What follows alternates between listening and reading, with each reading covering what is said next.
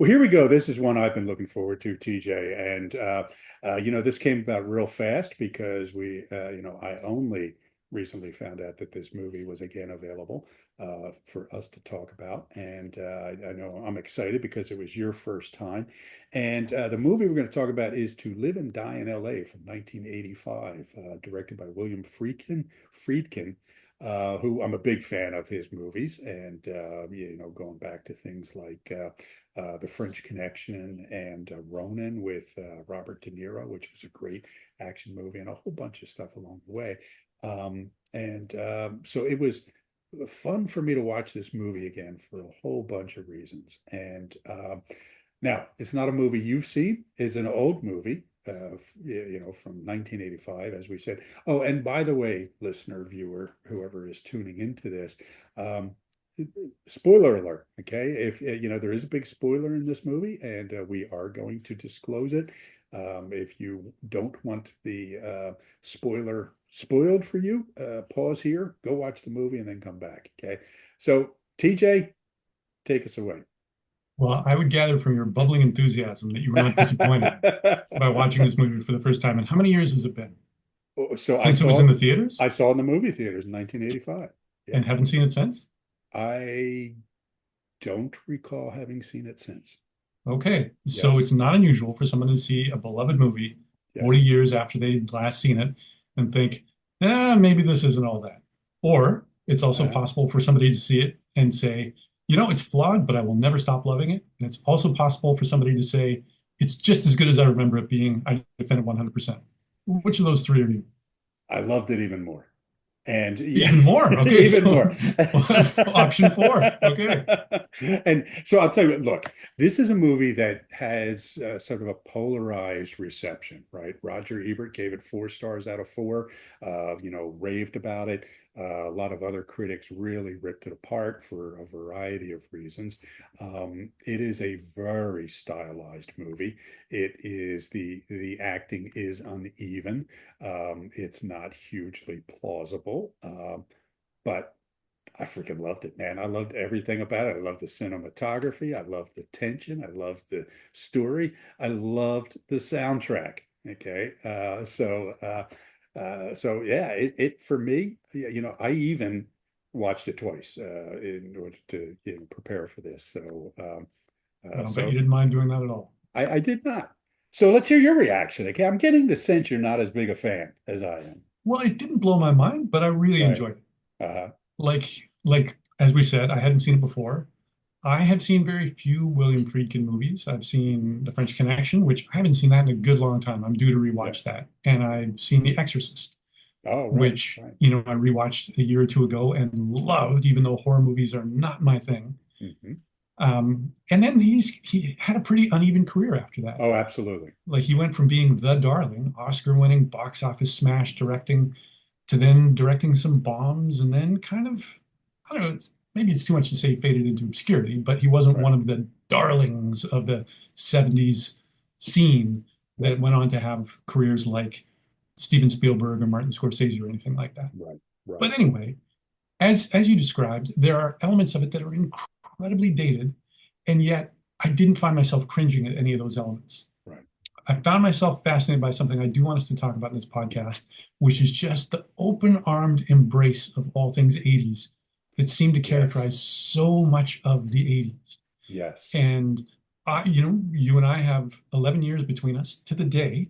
So you were Oh, in a that's different right. That's position right. to Yeah. appreciate that than I was Yes. at that age. So in 1985, that was the year that I turned 11. Yeah. So I wasn't quite as dialed into what was going on. And I Right. knew that that movie existed, because I read the entertainment pages of the newspaper every day. Yeah. But there's no way I would have been allowed to see it. Right. And then it was also such a modest success that when it came Yes. out on video, I never saw it. And I Right. never felt like I was left out by Right. not, it's not a movie people reference anymore. It doesn't Right. show up in memes. It doesn't get referenced for good or bad. Right. So all that's So to say, I definitely enjoyed it, but it clearly didn't impact me the way it did you. yes, and I think you're onto something here, right? Like, people always say you kind of your musical taste sort of freezes, somewhere in high school, right? And you kind of keep going back to that stuff, or maybe your early 20s or whatever. Um, So yes, in 1985, I was 22 years old. Okay. And it was the 80s, and the 80s were a different time, right? People who, don't remember the 80s or didn't live through them. It was it was an age of excess and um, excitement and energy, right? I mean, it was a really, really interesting time.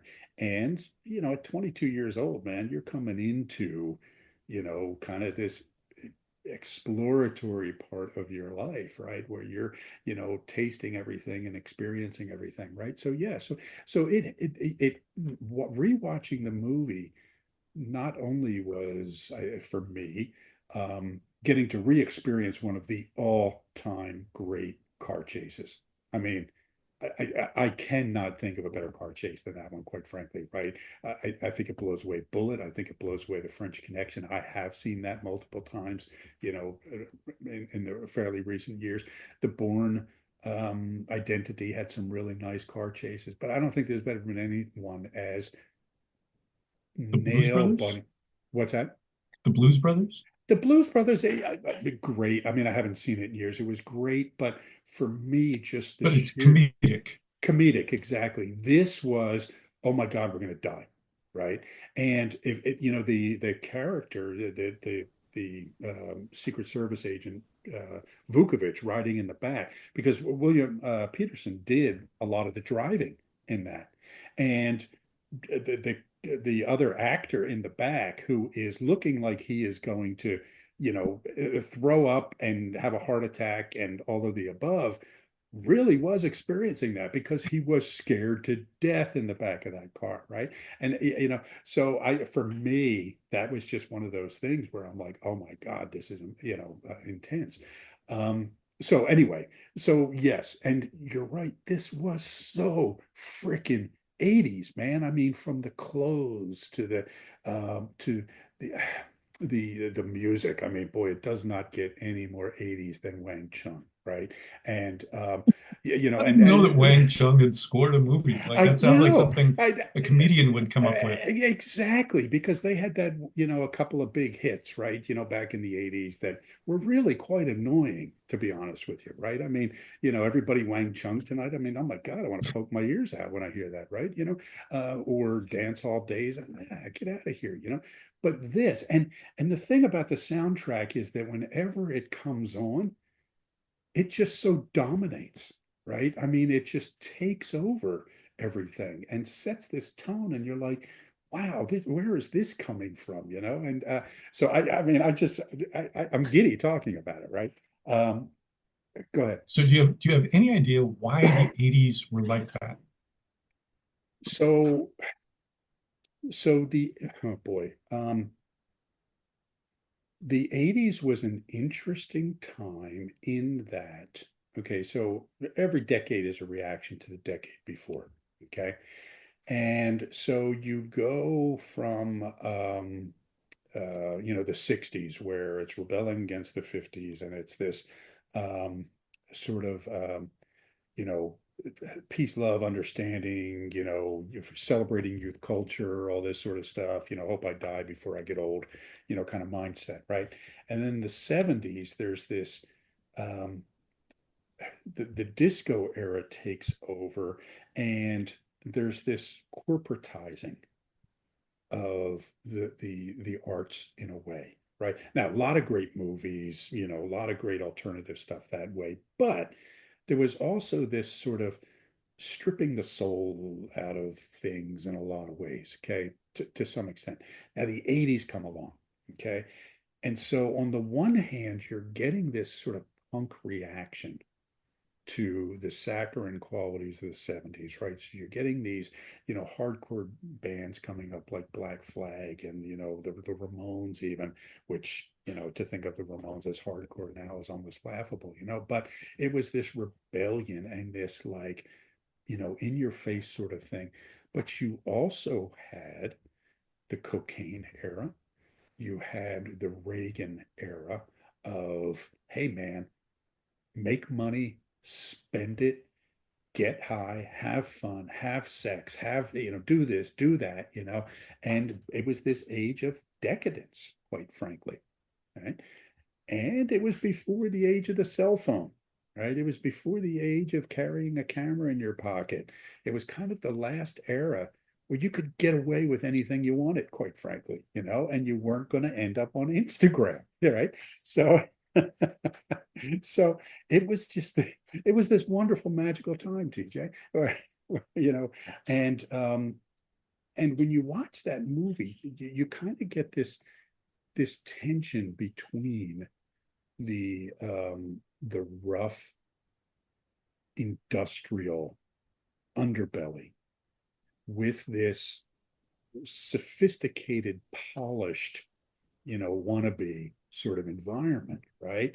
And you get this clash of country club versus refinery almost, right? Which I think really captured that. So I don't know. For me, it was just a time of the life being a banquet, right? That you could eat from and without guilt.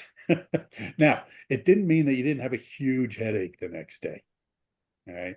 And I think the movie proves that out, right? That these things come at a price. Okay. Why don't we talk a little bit about the movie first, okay? Kind of set it up because we've been jumping into, me rhapsodizing about my youth here. So the movie, the movie Live and Die in L.A. Is directed by William Friedken, like you talked about, who is an interesting director. And I don't know if you've seen the documentary about him that's out there, but clearly a type 8. And I think one of the reasons why his career wasn't what it could have been is because he's an asshole. He was an asshole, right? I mean, he was just you know, it, just a really tough, opinionated kind of guy who apparently was pretty tough to work with, right? But he had come across this book actually that got to him before it was published, called "To Live and Die in L.A." By a Secret Service agent at the time. And geez, I didn't write his name down here, or I did. Do you have the author's name by any chance? So it's Gerard Pitovich or something like that, right? So anyway, they turn it into a screenplay, and they start making this movie for about $8 million, which is not no money, but it's a really small budget, right? And so it's the For a story. major director. Like But yes, The Exorcist was one of the highest grossing movies ever. yes. So this is a big guy, and they really had to scrape up, some money to do this. And it shows in that every scene is filmed on location, right? I mean, I don't think there's a sound stage in this movie. And a lot of it was really shot guerrilla style, right? I mean, the chase through the airport, for example, they really pissed off the security because they were breaking all the rules that they told them they were going to follow. The car chase, you can tell, I mean, was real. It wasn't kind of filmed without permits, but it was really done on the yeah, I'll say on the cheap, right? From what I read, they would be able to shoot 4 hours at a time, right? They could close down the highways for 4 hours at a time. So anyway, so Secret Service agent Richard Chance loses his partner Jimmy Hart when Hart is murdered while investigating counterfeiter Rick Masters, played by a very young Willem Dafoe. Okay, we'll come back and certainly talk about him more. Driven by vengeance, Chance and his new partner John Vukovich pursue Masters but face roadblocks gathering evidence through legal channels. When they can't get official funds for a sting operation, Chance convinces Vukovich to help him rob a criminal to get the necessary money. This leads to a dangerous wrong-way freeway chase and, unknown to them, results in the death of an FBI agent. Using the stolen money, they set up an undercover operation to catch Masters. However, the sting goes tragically wrong when Chance is unexpectedly killed. Vukovich, who began as Chance's straight-laced partner, completes his transformation by adopting his dead partner's ruthless methods to bring Masters to justice. Now, I just jumped right over the big, the big, the big giveaway there, right? So we're going to come back to that. But this is one of the things about this movie. It was like, wait a minute, man. The main actor just got shot in the face with a shotgun, right? So And that anyway, was years and years before Game of Thrones killed off their protagonist in the first season.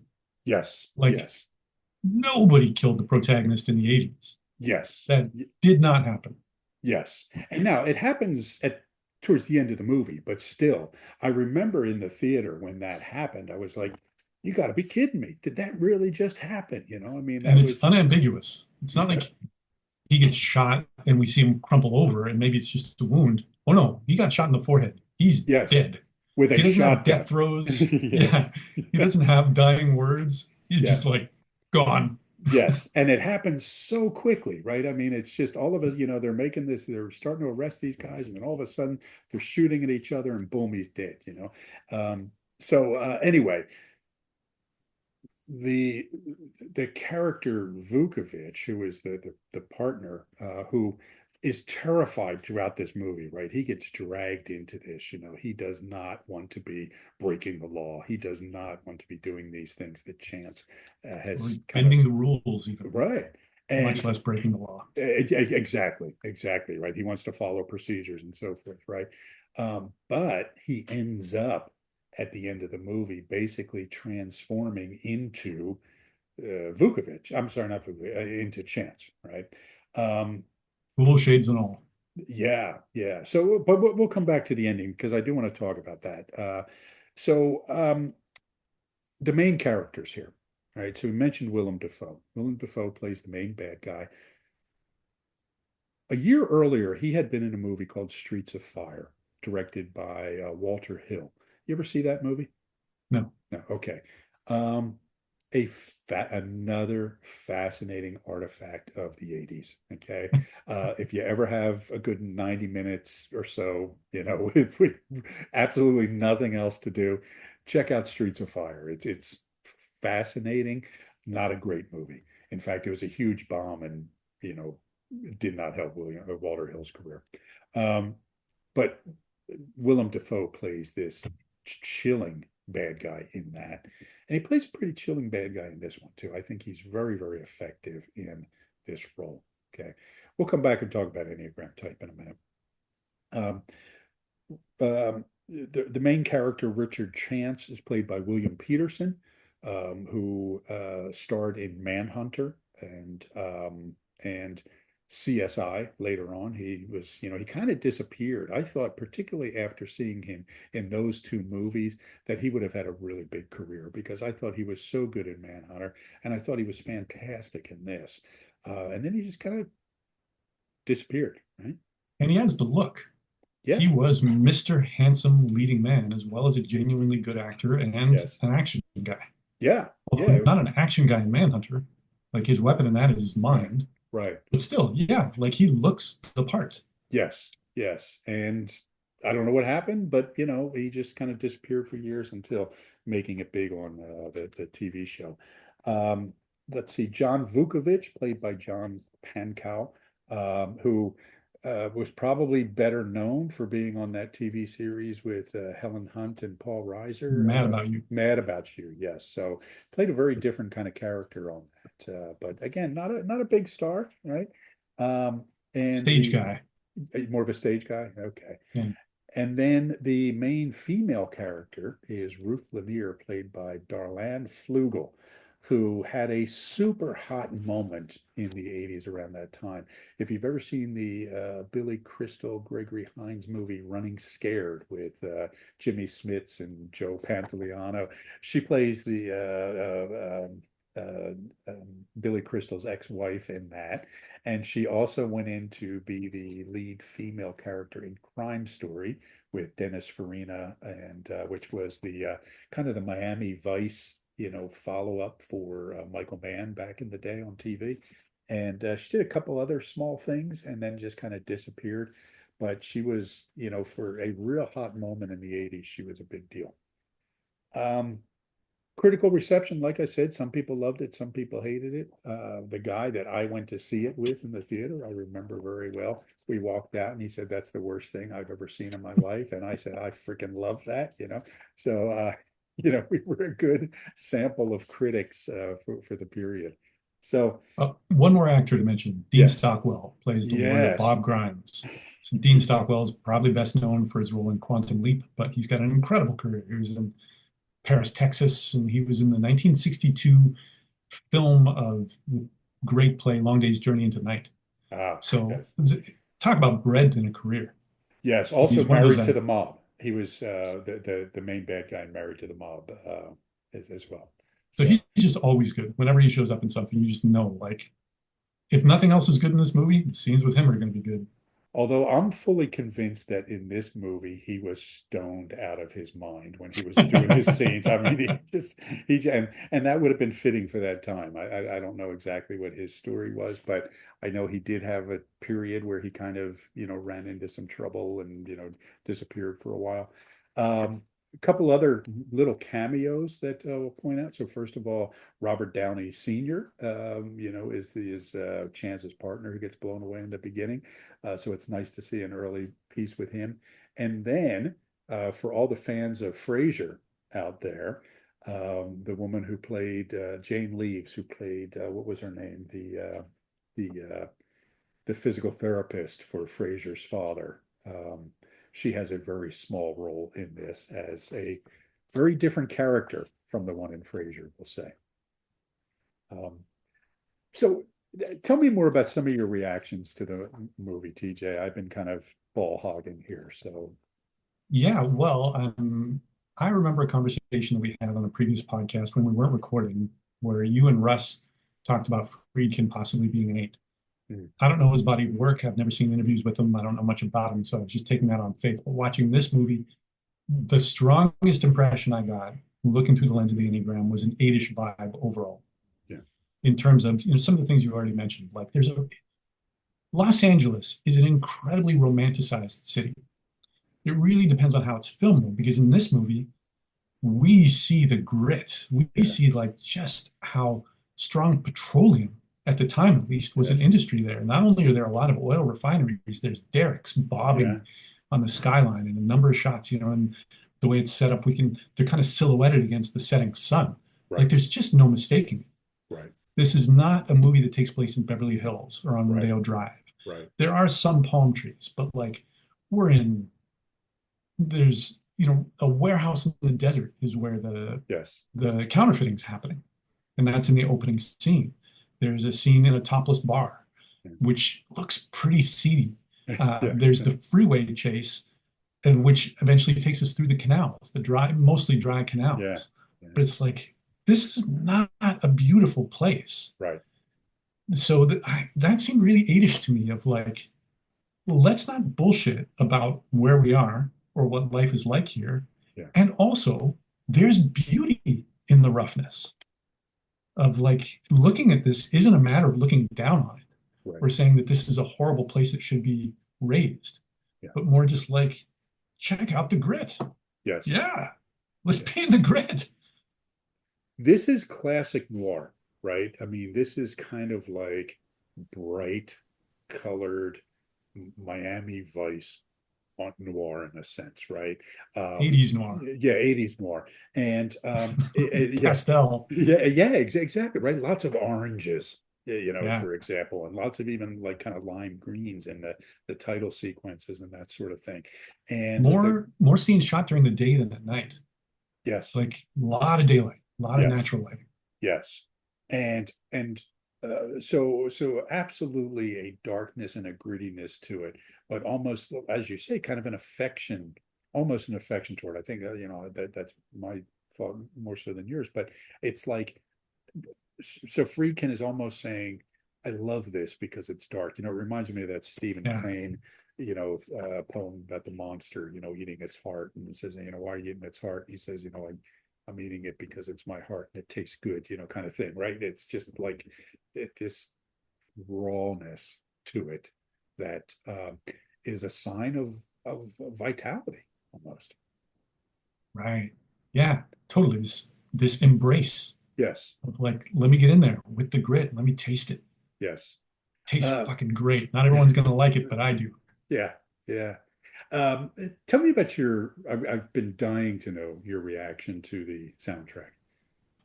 Oh, again, just so dated, like unapologetically, which Friedkin wasn't coming into his own at this point. He was, as we've talked about, a very established filmmaker.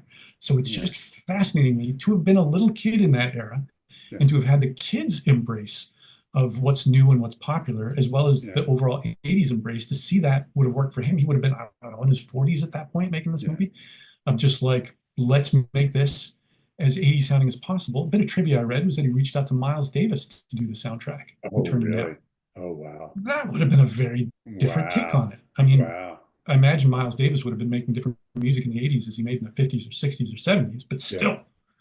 Anyway, but I thought it really worked. I thought it Yeah. was just like, there's just no denying that this is a movie about the 80s. Yeah. And it's funny because pretty much everything in it is by Wang Chung, who, you know, listeners, if you don't know who Wang Chung is, you got to find out because it just puts context on this conversation that we're having this conversation about Wang Chung, in 2025. And but it is such a in your face, you know, I'm here, I'm all out. I don't care what you think, kind of music to it. And somewhere, it might have been on the album cover because I had the album on vinyl, right, from the soundtrack.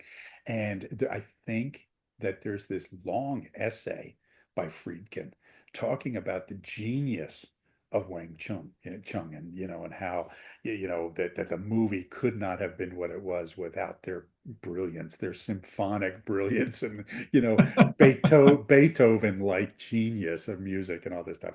It's awesome to read. Um, so and then towards the end, there's this 1 30-second clip of a song that feels like it could have been like at the end of the Karate Kid or one of the Rocky movies or one of these, like, again, real 80s hair band celebration, the end of a movie kind of thing. And then all of a sudden it ends. And then it's back to the Wang Chung stuff again, for the last 5 minutes of the movies or so. And it's almost like the end of the movie is kind of, it's after Chance has been killed. It's after the whole thing is sort of resolved. And you kind of get this fake sense that, oh, okay, a new day is coming, right? Life is going to be good now. But Vukovich shows up at Ruth's home. She's about to get out of town. She thinks, okay, I'm home free. I'm going to get safe, be away from all these people, and then comes to find out that she's pulled right back into the web and she's not getting out of this underbelly that we're talking about. And the ending where where Vukovich basically tells her, no, you're not going anywhere. Now you're my snitch, right? Now you're my, you know, girl. Um, and she looks at him, he looks at her, she looks at him, she sees Chance, right? Prior to the shotgun blast to the face. Okay. Then they switch to the two of them having sex, Chance, and her. And then they switch to Chance pulling up in his pickup at the end, and that's where the movie ends. Any interpretation of that? If anything, it's just kind of emphasizing what we talked about, which is that Vukovic has become Chance. Yes. And that even though his body is dead, his spirit, his way of doing things lives Yes. on proudly as ever. And maybe it's also a way of saying, wasn't he magnificent? Sure, he died. Sure, he died in a way that was basically his own doing. Yeah. He played hard, he paid the price, Yes. but good on him for it. So yeah, I think it was this idea of, what, nobody gets out of here alive, right? And it's, things perpetuate themselves. It's kind of an existential statement, right, about the futility and meaninglessness of things. There's another alternative explanation that's very fitting with the mid 80s, and it's cocaine. Right. I mean, it's just, it's just somebody, as they were thinking, how do we end this movie? They just sat and did a big bag of Coke and came up with that. And that's kind of where it ended. So I don't know which of those contributed to the decision on the ending, but it's, it's a head scratcher. So, all right. All right. Let's put some Enneagram in here. Okay. Let's start with William Peterson's character of Chance. Thoughts on his type? 3 was my guess. Three, really? Oh, Yeah, interesting. Uh-huh. I could easily picture Tom Cruise playing that role in a very similar way. 8 occurred to me as a possibility as well. Like I can see it going either way, but he's Mr. Cool 80s guy. Hmm. and he's really proficient, and he bends the rules for his own purposes, although that could be very eight as well, Hmm. but also deceptive and secretive. Yeah, yeah, yeah. Interesting. Yeah, that's good. So I hadn't thought of three. I was going back and forth between eight and seven, right? And the seven with just this sort of manic energy that he had. Okay. There's the base jumping, for example, off the bridge. Um, after after the car chase, and he goes back to Ruth's apartment, and she said, "How did it go?" And he's like, swimmingly. It couldn't have gone better. It went perfect, and it was a gigantic disaster, right? And he's so excited and so happy, and he starts talking about basketball and all this sort of stuff, right? I mean, it was just so kind of crazy. Um, so yeah, I don't know. I mean, for me, honestly, it wasn't a tight character. So I could Yeah, see, same here. yeah, I could see three, I could see seven, I could kind of see eight. I would probably lean toward a transmitting seven, but I wouldn't fight over it. So clearly transmitting. I'll say that. Okay, so Yeah, uh, agreed. all right. Yeah, and I guess just to extrapolate that a little, as a transmitter, he wants to make an impact. Yes, The rules are in the way. Fuck the rules. yes, And he's yes, in the Secret Service. He's not going to get famous from doing this, but he still wants to assert his will on how things should be. yes, I will yes. get this guy. I will get this counterfeiter by hook or by crook. Yes, yes. And let's see what else. Yeah, I mean, just his swagger, right? I mean, especially early in the movie, right? When they're having the going away party for his partner, and just, he's got the cowboy boots and the football jersey, and he's just full of, swagger and strut and peacock. So, he's even wearing a scarf at one point, I think early on there, over the football jersey and stuff. So. Yeah, he's the cock of the walk, and he knows it. Yes, he is. All right, great. All right, so here's the good one. Willem Dafoe's character, Rick Masters. Um, so Rick Masters is an artist and a counterfeiter, right? And a ruthless, ruthless guy. Okay, so I don't know so he's got a girlfriend or something who is I guess would say a dancer. I'm really not sure what that theater performance was all about, through that movie, but seemed like kind of a dancer. Um, and yeah, and again, I think his cover was being a fairly well-known artist, and that was cover for being a counterfeiter. Thoughts on the Rick Masters character? Eight. Oh, you think so, huh? Uh-huh. Yeah, that's well. I could be influenced by the fact that it's Willem Dafoe, Uh-huh. who doesn't always play eights, but Uh-huh. when he does, they really pop as eights. Yeah. I was reminded of the movie Thief, in that in Thief, the James Caan character is a safecracker. Yeah. And we see extended sequences of him cracking a safe. Like, how long does it take to weld your way into a safe? Let's show that whole process.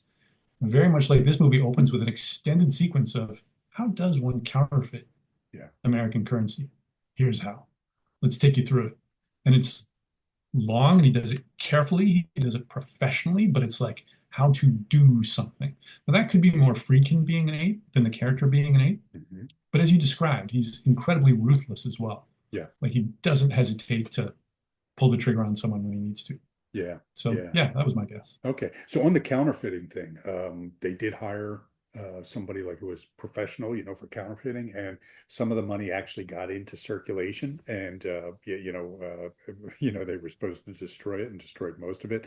And I think one of the staff's sons tried to buy candy with it or something, So it was, so it was an interesting story about that. And Willem Dafoe did learn how to do it, but they said that in some of the scenes, I mean, you can't see Dafoe's face. It was actually the professional advisor who was doing it. So here's my They theory. didn't have to do that, just to throw that in.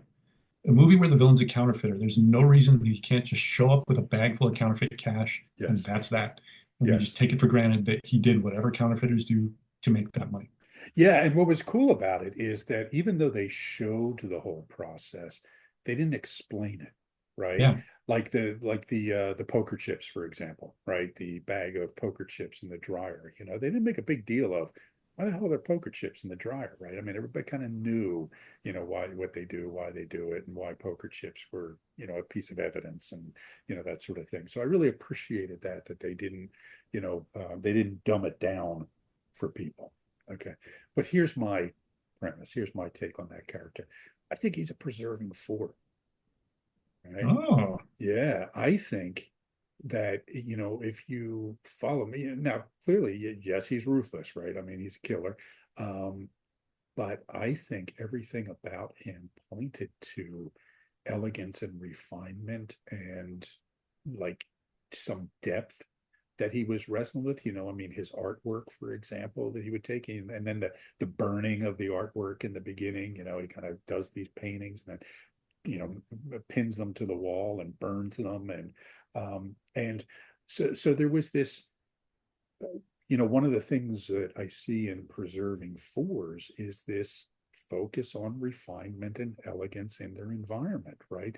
This treating life as a work of art, and I think that's what Masters was all about, right? I mean, even if you look at the way he dressed early on, right? There's this first scene where we see him where he's wearing this, um, very stylized purplish shirt, almost looked like a kimono top in a way, and his attire was very interesting. I mean, even for the 80s, it was stuff that stood out and was different, right? The car he drove, whereas say Chance is driving this big pickup, he's driving this black Ferrari, right? And really slick and polished, and you know, um, and I read the character as a preserving for. So I don't know, reaction to that. yeah. I think there's a lot of validity in that. I want to see it again with that in mind. Yeah, yeah, Um, but yeah, I mean, the fact that he's a genuine visual artist, yes, not that that automatically makes somebody a four, right, but like they emphasize what a part of his life that is. yes, yeah. And there was And also, go ahead. I guess you could see his counterfeiting as an artful form of crime.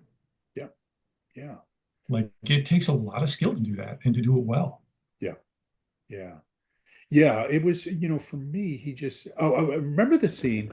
So the lawyer tries to rip them off, Max, and so they go in and make him open the safe, and he he let's see, the lawyer kind of reaches in why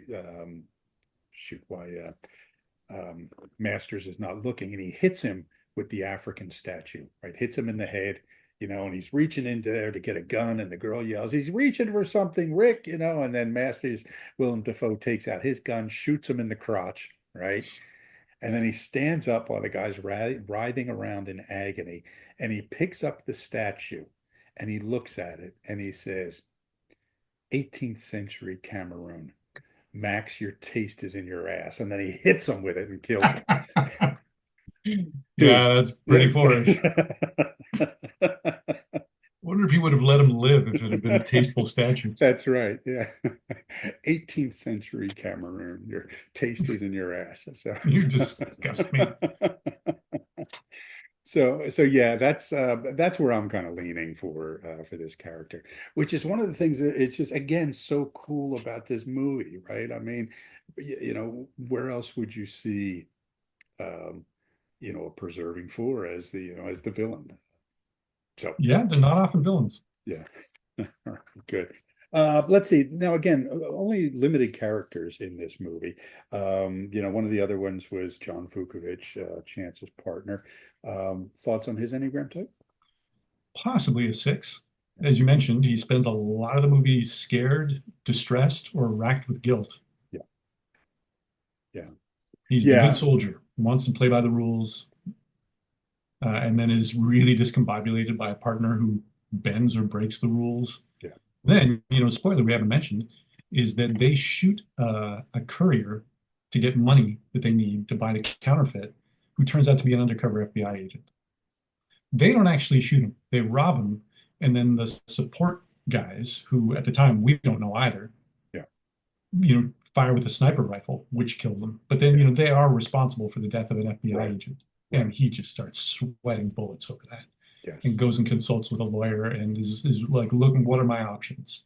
Yeah. If I confess, if I testify, what's going to happen to me? If I throw my partner under the bus, he's really weighing this, which seemed pretty six-ish to me too, of Yeah. like on this hand, but on the other hand. Right. Uh, Right. Right. Yeah, I would agree. It seemed like a six-ish character for, the reasons you're describing. And and again, it's you can see all the six stuff there, but he's not a complete punk, right? I mean, again, the stereotype of the six tends to be the Woody Allen kind of thing, right? Where, the no, neurotic, yeah, the neurotic, terrified, jumping at their own shadow. exactly, right. And that's not, what we have here. He's clearly somebody who's, pretty tough guy, by, normal standards. He's just a bit He's in in the over Secret his head. Service. Yeah, exactly, right. And he, despite all the fear and anxiety he's experiencing during the car chase, which I think anybody might, he, ends up being a pretty tough guy. The Um, detail about that is in that car chase, at one point they drive, or Chance drives the wrong way on a freeway ramp and then is yes, driving through opposing traffic for quite a while. And in the yes. back seat, Vukovic keeps yelling, "Get out of the way!" as if anyone's going to hear that. But he yells it a bunch of times. Yeah. Like some terrified guy in the back seat. Like, well, I guess we'd better get out of the way then. Yeah, yeah. Did you notice in that on the freeway scene that the traffic is all on the wrong side of the road, right? I saw that in the trivia. I didn't notice it when I Yeah, watched it. I noticed it. I didn't pick it up the first time, and then I saw it in the trivia, and as I watched it, I'm like, I'll be darned, it is. So Hmm. it's I don't know why they did that. I think they said it was just easier to film or something, or it might have just visually looked better or something for the filming. But anyway, just a weird sort of thing. It's almost like they were all of a sudden in England. There's a scene in Pretty Woman where the Richard Gere character takes the Julia Roberts character to San Francisco on a private jet to go to the opera. Uh-huh. And the way it's filmed, and I just saw this in trivia, the way it's filmed is you can see the setting sun behind the plane as it's flying to San Francisco. And people have pointed out that that would be correct if they were flying from north to south. Uh-huh. Uh-huh. But when you're watching it, how many people are going to catch that? And Right. it must have looked better in that moment. I think So it's so. like, let's Yeah. just do it. So the same thing is like cars on this side. Yeah. If people notice this while it's happening, I'm not doing my job right because I Right. want their hearts to be in their throat. And Right. as you said before, this is one of the most amazing car chase scenes I've ever seen. And I also want to point out that I never hear it referenced about that. I When I know. hit play, I had no idea there was going to be a car chase in this movie. Ah, It doesn't have a legend around it. right. French Connection does. And Yes. Friedkin blatantly said he wanted to outdo French Connection, and he Yes. did. He did. And he said if it doesn't outdo the French Connection, it's not going in. Which is huge because it was the most expensive part of the filming, I'm sure, right? For, what they had to do. Yeah, I agree. And I think, and Friedkin did say that this was his favorite of his movies. So go figure. Um, the only other character I think that, has any real I don't know, enough time to have a thought on, it would be Ruth, the Darlene Flugel character, who is kind of an informant who's sort of being blackmailed, to inform for Chance. He's kind of using her for sex and information and all this other sort of stuff. She spent So time in prison, so he often holds that over her head of like, yeah, unless you do what I want, then I'll have your parole revoked. yes, So she's yeah. trapped in her role. Yeah. And her day job is working the desk at the topless bar that was Yeah, mentioned before. right. They're She very, very charges admission seedy. to people who come in. Yes. And there is a sex scene in this where clearly they did not have an intimacy coordinator. So um, it was, before all that sort of stuff happened. It's a pretty, pretty raw, pretty brutal, scene. And so be prepared for that, watcher. And and the from what I saw, the direction from Friedkin was just make it as real as possible. Um, and well, there you Mission go. accomplished. So, any thoughts on her Enneagram type? I don't know. Did you pick anything up? Best guess I have is three. Yeah, Like again, she's the cool 80s lady. She yeah, looks great yeah, always. She's secretive. yeah, As an informant, she goes undercover a lot yeah, and does that seamlessly. Like she never gets detected for it. yeah, Vukovic confronts her at the end, saying, "You knew that the guy that was carrying that money was an FBI." She denies it, but still, right. that throws some doubt into our minds as the viewer of like, was she a double agent or a triple agent or playing both sides against each other to get her own needs met? Again, not that threes have a monopoly on that, Yeah, yeah. but if I had to field a guess, that would be my guess. I would think so too. It was, and again, and it goes to show that not every three is, legally blonde, success oriented sort of person, right? You can be a three and, still be in some pretty tricky and, kind of, um, I don't know, grungy sort of environments, right? But that strategy still sort of comes out, just in a different way. Oh, Totally. yeah, good. How do I survive? How do I excel Yeah, in my situation, which in her situation is as an ex-con with very limited options, yeah, under the thumb of a Secret Service guy? Now what do I do? yeah, Well, I'm going to look great. I'll tell you that. yeah, yeah, And I'm going to get the job done. yeah. And she again, just a super 80s actress slash character, right? I mean, again, there's no way to look at her. The haircut, just you know, everything about her for me just kind of screamed 80s. Uh, But not laughably so. no, Like, doesn't have like teased hair or full of hair products. Her right, makeup wasn't overdone. right, You know, yeah, like she still looks really good. Like, she doesn't, like, if somebody were dressing up for an 80s themed party, they probably wouldn't look like her. right, right. It's yes, it's not the big haired, broad shoulder pad, stereotype Right. of what was the working girl is kind of the stereotype of the 80s look. Oh, Uh, man. yeah, right. Yeah, but this is what women really looked like in the 80s. Okay, says somebody who was there, right? I mean, that's And dating. and they, yeah, I mean, yes, she looked like a number of the women that I dated back in those days. So, well, she was certainly on the more attractive side of, women I dated. She was a very attractive woman. So, anyway, um, other thoughts about To Live and Die in LA we haven't talked about yet. Yeah, just to build on something I had said earlier about the gritty look at LA, it's also a really gritty look at crime fighting. So, as Mm, we mentioned, agents get shot and killed. We see blood. And as we talked about, death isn't romantic, it's sudden. yeah, It's not glorious. It's just brutal and blah. Oh, they're gone. yeah. There's a number of times where someone gets kicked in the nuts. Like, so there's no honor in fighting. We Uh, forgot to mention John Turturro, John Turturro, right? very Speaking of early getting role. kicked in the nuts, right? Yeah, Yeah. yeah. He's got a great short role in this. It was quite fantastic. So Never seen him give a bad performance. yeah. All right. So go ahead. The grittiness, reality of the Yeah, violence. fire.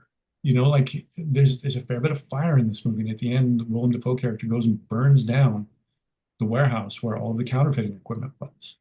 And then his final confrontation with Vukovic happens there. So just the destruction of it all. Of like it doesn't make you watch it and think, I'd love to be in the Secret Service, or I'd love to be a counterfeiter. That would be so Right. cool. It's Right. cool to watch. You don't want to be in it. Right. Right. Which again seems very 80ish to me. Of like, let's not bullshit ourselves about what this is like. It's Yeah. harsh. Yeah. That's great. There are no heroes in this movie, right? There's nobody where people want to say, I want to be that person. I mean, you Right. compare that to something from a couple of years earlier, Scarface, right? Again, really, really 80s movie. Okay. And certainly when it was created was meant to make people say, oh, I don't want to be that person. But that's not the reaction that happened, right? Everybody wanted to be Tony Montana, right? Even though the even though he punch was, dies. even though he dies terribly. Yeah. He's been adorning posters on dorm walls ever since. Yes. Yes. But nobody's going to have a Richard Chance poster on their wall, I think. Or Rick So, Masters. yeah, right. Right. Yeah. So, yeah, great stuff. Certainly. Um, the other thing I want to point out, just from an aesthetic perspective, the thing that keeps sticking in my mind, you mentioned fire and the prevalence of fire, because not only do we have Rick Masters burning his art, but at the end, he burns down his counterfeiting warehouse, okay, and ends up being consumed in flames himself. Okay, so the consumption by fire is a theme in this movie. And there are two shots. I think it's actually the same shot, the second time run in reverse. There's that orange sky with the palm trees, okay, and it's sped up because you can see the palm trees blowing really fast, and it's the sun setting behind the clouds, right? The first time it's the sun setting, and then at the end they show it again with the sun rising. And on the album cover of the soundtrack, that was the album cover, right? That picture. But again, even though it was, just a sunset and then a sunrise, it gave this feeling of everything being on fire. Okay? Um, so I don't know. Any thoughts on, first of all, there's the very literal issues of fire in LA, but that's not what it was referring to. I think it was more something spiritual in a sense. Which I Thoughts? can also see as very eightish, Yeah. of like kind of the end point of lust run amok. Yes. Yes. The eight's desire for vitality is kind of the lust is an attempt to feel alive. Yes. Fire, in its own way, is alive. Yes. And unchecked lust consumes a person and brings about their own destruction, which is a pretty pertinent theme for type 8. Yeah. Yeah. Excellent point. I would say certainly that there is an eightish, as you've said, an eightish feel to this movie, right? Whether any of the characters were actually eights or not, I don't know. Again, this is this is a subjective thing, right? Yeah, And a I movie can have the vibe of an Enneagram type without a protagonist or antagonist, or even supporting character who is that type. yes, yes, Yeah, I think this is a good example of that. yeah, yeah. It would be interesting to explore other examples of that on future episodes, right? Where we see Well, that.